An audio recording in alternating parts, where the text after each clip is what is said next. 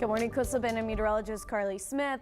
In the Atlantic, we do have Tropical Storm Philippe, which is producing wind at 50 miles per hour. Now, this storm is set to move a little bit to the west-northwest. Latest model guidance is trending where it does move just north of the Caribbean islands, but weekends, that's going to have a lot to do with some wind shear, but this will be worth keeping an eye on. Not worried about it impacting Texas at all at this point. So there is another additional invest or tropical wave known as Invest 91L because the National Hurricane Center is investigating it. It has a 90% chance of developing as of this morning. The next names would be Rena or Sean, likely Rena for this system. And then of course Tropical Storm Philippe. These are both going to be moving in a similar location.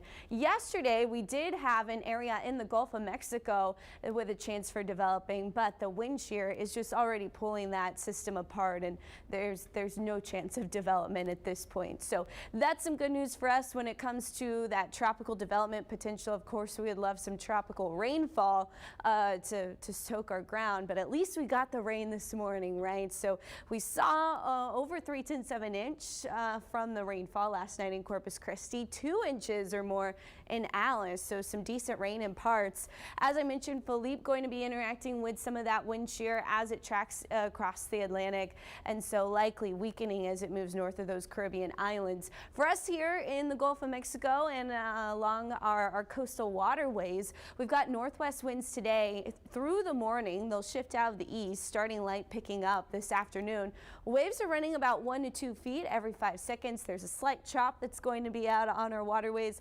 Pressure is high, water temperature around 86 degrees. Low rip current at the beach, but we do have some isolated thunderstorms that we'll be keeping an eye on, and that's because of that stationary front that's draped pretty much right across the Texas coastline. So through this morning, we'll have a few spotty showers mostly along the coast, then some activity inland. As we head into Wednesday, very similar story. It looks like most of our showers and storms will be off the shore until we get into the afternoon with a little bit of sea breeze. Thursday, the front weekends, we look like we'll see a bit more sunshine and less rainfall on Thursday, but we still kind of have that daily chance for a pop-up sea breeze shower or storm as we head into the afternoon. Now by Friday, there is a weak low that does develop in the Gulf, kind of on the edge of that system, and that may increase our wave heights heading into the weekend, closer to 2 to 4 feet Saturday through Monday. So that's something to look forward to, especially for surfing on our coastline.